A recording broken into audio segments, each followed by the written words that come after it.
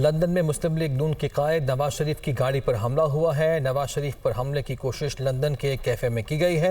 نواز شریف حملے میں محفوظ رہے ہیں، ان کی گاڑی کو نقصان پہنچا ہے، جبکہ حملہ آور کو لندن پولیس نے گرفتار کر لیا ہے۔ موقع پر یہ کارروائی کی گئی۔ آپ کو آگاہ کر رہے ہیں، لندن سے مسلم لیگ نون کے قائد نواز شریف جو کہ ایک کیفے میں موجود تھے، ان کی گاڑی پر حملہ ہوا۔ نواز شریف پر حملے کی کوشش لندن کے ایک کیفے میں کی گئی ہے، ایسا بتایا جا رہا ہے۔ نواز شریف حملے میں محفوظ رہے ہیں اور گاڑی کو ان کی نقصان ضرور پہنچا ہے، جبکہ یہ بھی بتایا جا رہا ہے کہ لندن پولیس نے حملہ آور کو گرفتار کر لیا ہے اور لندن پولیس اس سارے واقعے پر تفتیش کر رہی ہے۔ وفاقی وزیر داخلہ رانا ثناء اللہ نے کہا ہے کہ انٹیلیجنس اداروں نے ایک گفتگو پکڑی ہے، اس میں دو قسم کی پلاننگ کی جا رہی تھی۔ کسی پی ٹی آئی رکن کے گھر ریڈ کے دوران پولیس فائرنگ اور ریپ ایکٹنگ کی پلاننگ تھی، پھر اس واقعے کو انٹرنیشنل میڈیا میں اچھال کر الزام پولیس اور حکومت پر لگایا جانا تھا۔ وہ فیصل آباد میں پریس کانفرنس کر رہے تھے۔ ایک گفتگو جو ہے وہ انٹرسیپٹ کی، اس گفتگو میں شامل جو کردار ہیں ان کو بھی واچ کیا گیا۔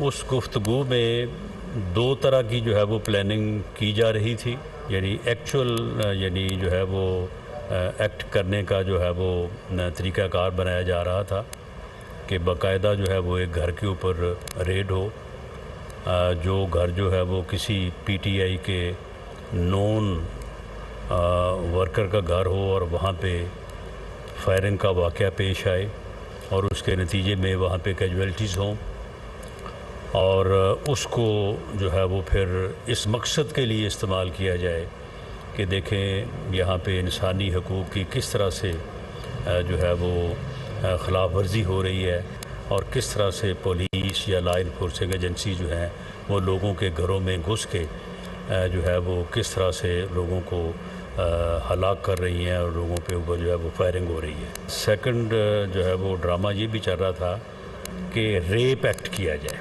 اور پھر اس کا الزام یہ لگایا جائے کہ یہ لا انفورسنگ ایجنسیز کے لوگ تھے، یہ گورنمنٹ کی جو ہے وہ ایما پہ ہو رہا ہے، وہ پھر واقعہ جو ہے اسے انٹرنیشنل میڈیا میں اچھالا جائے، وہ پھر انسانی حقوق اور پی ٹی آئی کے ساتھ ہونے والے ظلم اور ان چیزوں کو جو ہے وہ سامنے لایا جائے۔ چیئرمین تحریک انصاف عمران خان نے حکومت سے مذاکرات کے لیے ٹیم تشکیل دے دی ہے۔ مذاکراتی ٹیم میں شاہ محمود قریشی، پرویز خٹک اور اسد قیصر شامل ہیں۔ ان کے ساتھ ساتھ حلیم عادل شیخ، اون عباس، مراد سعید اور حماد اظہر بھی اس مذاکراتی ٹیم کا حصہ ہوں گے۔ مذاکراتی ٹیم میں شامل تمام 7 لوگوں کے نام سے نوٹیفیکیشن بھی جاری کیا گیا ہے تحریک انصاف کی جانب سے۔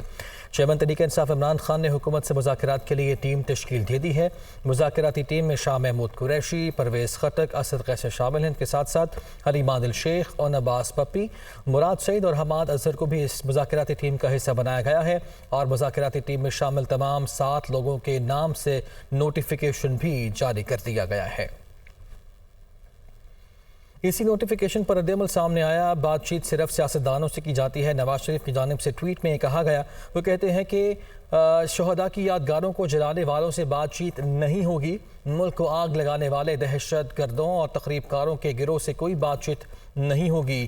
تو ایک جانب تحریک انصاف کے چیئرمین عمران خان کی جانب سے کہا گیا کہ حکومت مذاکرات کرے، ان کی جانب سے نوٹیفیکیشن میں جاری کیا گیا، کمیٹی تشکیل دی گئی ہے۔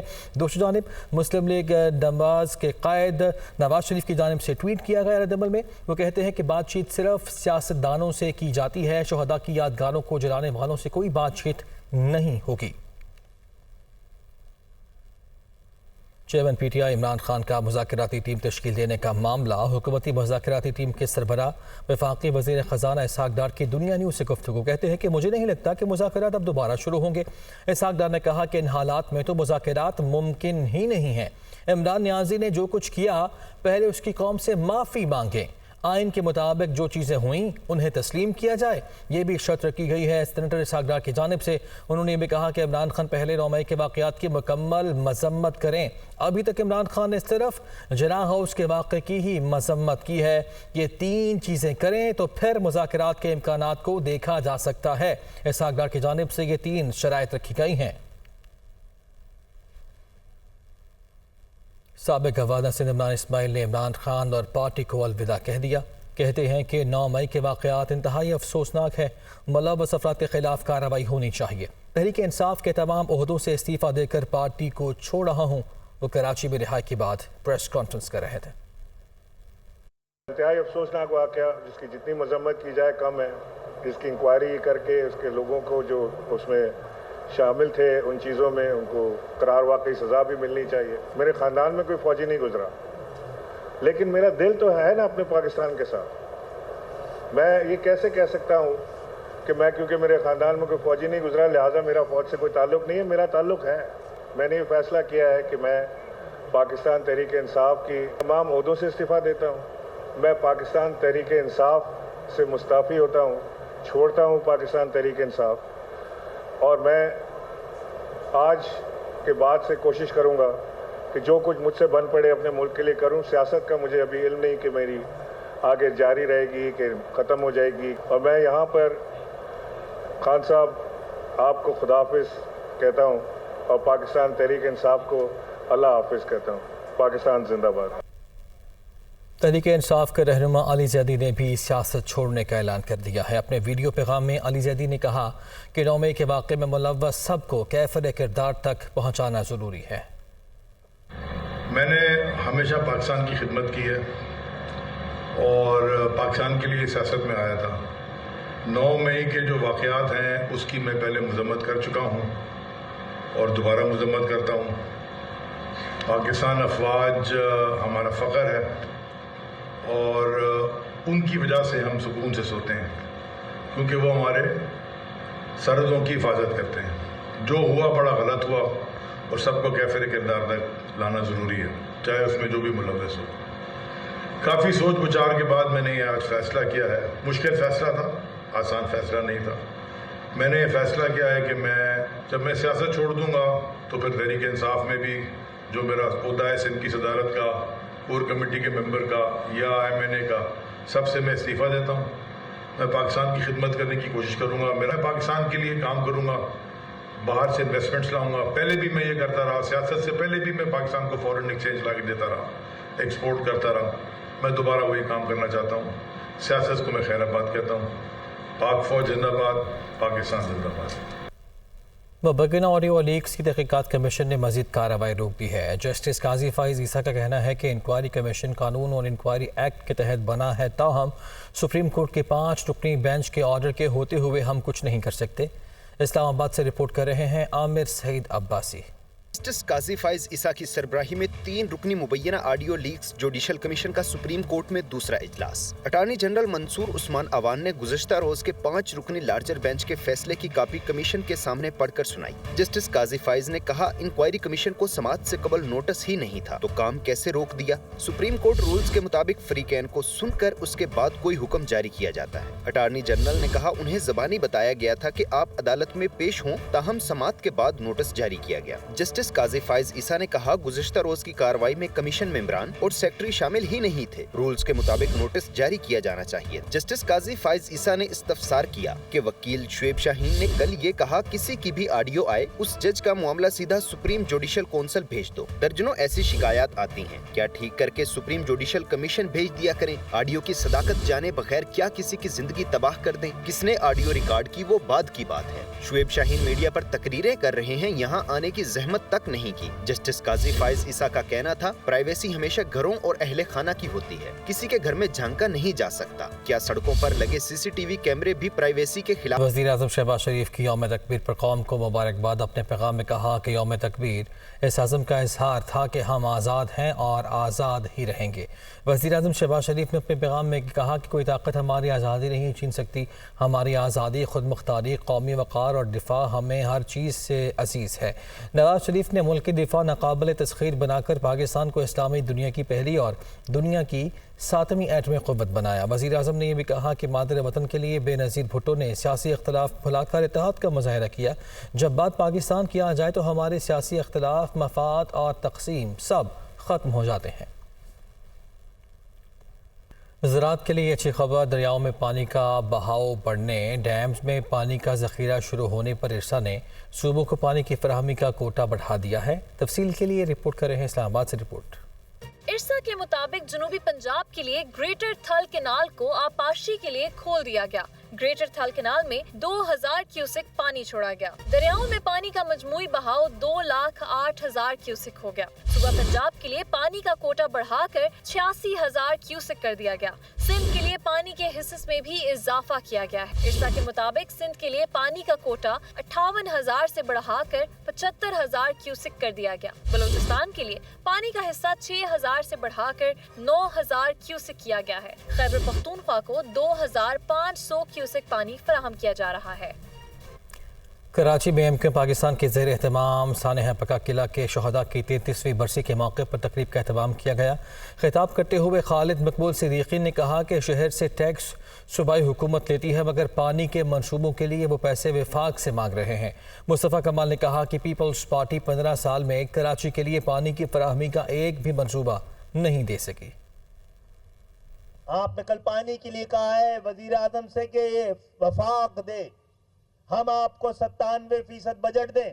اگر وفاق کو ہی سارا کرنا ہے یعنی آپ نے کل بتا دیا ہے اس قابل نہیں ہے کہ آپ ان سندھ کے شہری علاقوں میں حکمرانی کریں، چلا سکیں، امن قائم کر سکیں، گورننس کر سکیں، تو آپ پانی کی ذمہ داری ان کو دے رہے ہیں تو کراچی کی ذمہ داری بھی وفاق کو دے دیں۔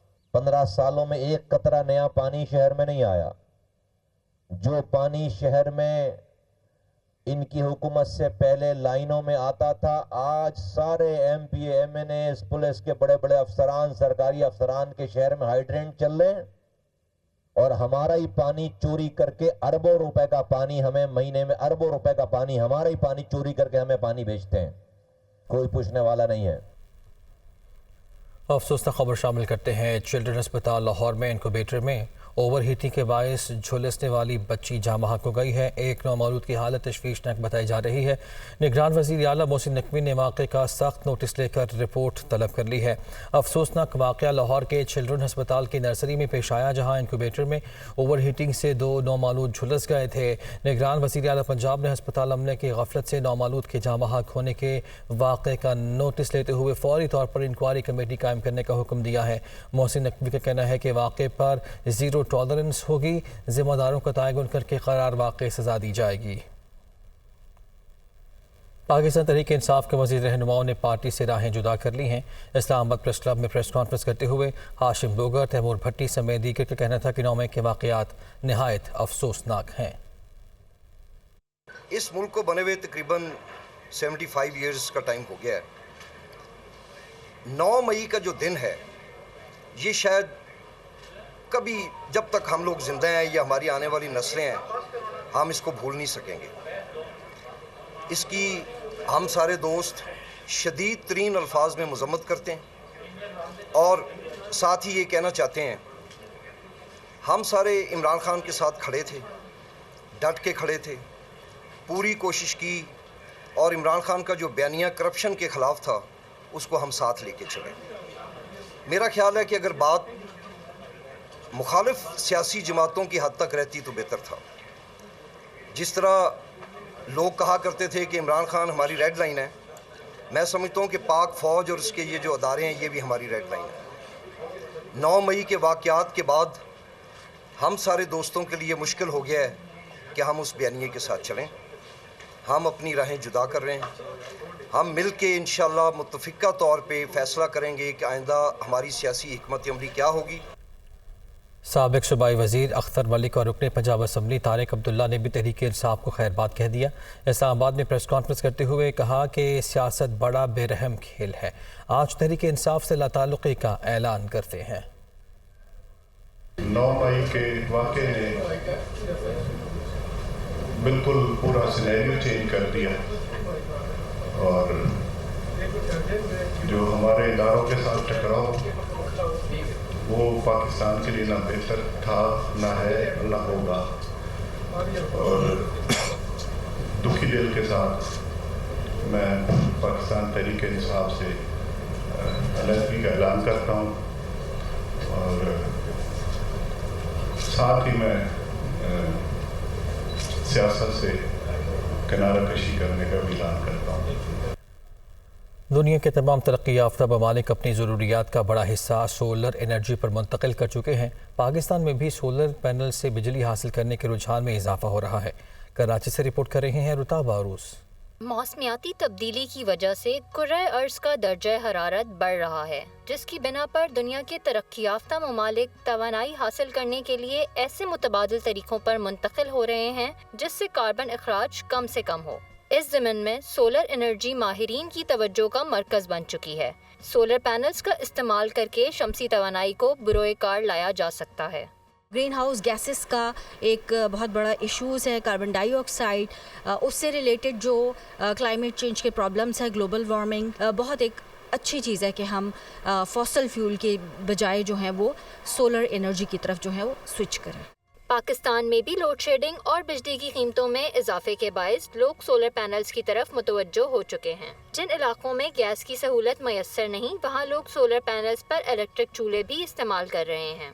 जब से हमने सोलर पैनल लगाया ना, हमारा बिल भी कंट्रोल्ड है और उसके अलावा जो है लोड शेडिंग का कोई मसला नहीं है और ज़िंदगी एक किस्म की सुकून में आ गई है। जिस तरह हम पहले बड़े मॉडरेट वे में एसी वगैरह यूज़ करते थे, तो इसके लगाने से हमें मतलब फुल टाइम हम एसी लगा सकते हैं। गैस का इशू था तो वो हमारा इलेक्ट्रिक स्टोव ने सॉल्व कर दिया। मार्केट्स में भी सोलर पैनल्स की फरोख्त में इजाफा देखने में आया है। शमसी तवानाई से बिजली पैदा करने के लिए मार्केट में 10,000 से लेकर लाखों रुपए मालियत तक के सोलर पैनल दस्तयाब हैं। लोग अपने बजट के मुताबिक सोलर पैनल्स खरीद सकते हैं। नॉर्मल एक घर में लोड होता है एक फ्रिज का, 2-4 पंखे लाइटें, पानी वाली मोटर और वॉशिंग मशीन वगैरह का, जो कि 3 किलोवाट तक का सेटअप लग जाता है और फिर ग्रेजुअली बढ़ता जाता है 4 किलोवाट, 5, 6, 8, 10 और फिर ऑन ग्रिड आ जाता है। बिजली की फराहमी है वो पूरी कैपेसिटी जो है वो मुकम्मल नहीं होती है, जिसकी वजह से लोग अपने घरों में सोलर सिस्टम लगाते हैं और एक गरीब आदमी भी एक छोटा सिस्टम लगा सकता है। माहिरीन के मुताबिक अगर बड़े पैमाने पर सोलर एनर्जी से इस्तिफादा हासिल किया जाए तो पाकिस्तान में बिजली के बहरान पर काबू पाकर मुल्क को तरक्की की राह पर गामजन किया जा सकता है। बढ़ती हुई महंगाई के इस दौर में जब आए रोज़ बिजली की कीमतों में इजाफा होता जा रहा है, ये सोलर पैनल्स आवाम के लिए किसी नेमत से कम नहीं। कैमरामैन शेर फराज के साथ रुताबा उरूस, दुनिया न्यूज़, कराची। उस्ताद बनना है तो टीचिंग लाइसेंस लेना लाजमी होगा। सूबा सिंध में अब सरकारी स्कूल्स में नौकरी चाहिए तो टीचिंग लाइसेंस के बगैर नहीं मिलेगी। कराची से रिपोर्ट कर रहे हैं फैसल खान। पाकिस्तान में पहली बार सिंध में सरकारी स्कूल में उस्ताद बनने के लिए टीचिंग लाइसेंस लाजमी करार दे दिया है। जी हाँ जनाब, वजीर तालीम सिंध सरदार शाह ने सिंध असेंबली में प्रेस कॉन्फ्रेंस करते हुए कहा, ड्राइविंग लाइसेंस होता है, डॉक्टर्स का लाइसेंस होता है, तो फिर मुस्तकबिल के हीरे तराशने वाले असातिज़ा का भी लाइसेंस होना चाहिए। पाकिस्तान में डॉक्टर्स को डॉक्टर बनने के लिए लाइसेंस चाहिए, ड्राइवर को गाड़ी चलाने के लिए लाइसेंस चाहिए। कौम की ताबीर करने वाला है उसको हमने ऐसे रखा कि वो जो भी जिसको कोई रोज़गार नहीं मिलता, कोई जॉब नहीं मिलती, तो वो उस्ताद बन जाए। सबसे पहले टीचिंग लाइसेंस को ये इजरा होना चाहिए था, पाकिस्तान में नहीं हुआ। सिंध ने लीड लिया और ये मेरी चेयरमैन बिलावल साहब का विजन था, चीफ मिनिस्टर सिंध का, जिन्होंने हमें सपोर्ट किया कि हम अब टीचिंग के प्रोफेशन को हम फाल करें। मारूफ समाजी रहनुमा शहजाद रॉय कहते हैं, माशरे को सुधारना है तो टीचिंग लाइसेंस जैसे काबिल सताइश इक़दामात करने होंगे। टीचिंग जो है वो एक साइंस है, ये बच्चे की ब्रेन डेवलपमेंट समझना बहुत ज़रूरी है और ये जो डॉक्यूमेंट अब आया और ख़ास तौर पे सिंध ने इसको जो कैबिनेट ने अप्रूव किया है, ये एक बहुत बड़ा पैराडाइम शिफ्ट है। इस मुल्क में या किसी भी मुल्क में सरकारी स्कूल ठीक नहीं होते जब तक वहाँ की आवाम एजुकेटेड नहीं हो सकती। नई पॉलिसी के तहत बीएड ग्रेजुएट अब लाइसेंस हासिल करने के लिए इम्तिहान की दरख्वास्त दे सकते हैं। लाइसेंसिंग की कामयाब तकमील पर इन्हें 3 ज़मरों में से किसी एक में तदरीसी लाइसेंस दिया जाएगा, जिसमें एलिमेंट्री, प्राइमरी और सेकेंडरी शामिल है। आइंदा माली साल के बजट से कबल IMF से माहिदे में पेशरफ्त न हो सकी। वज़ारत ख़ज़ाना के हुकाम के मुताबिक दिसंबर तक बैरूनी अदायगियों का इंतजाम मुकम्मल कर लिया गया है। तफसील के लिए रिपोर्ट।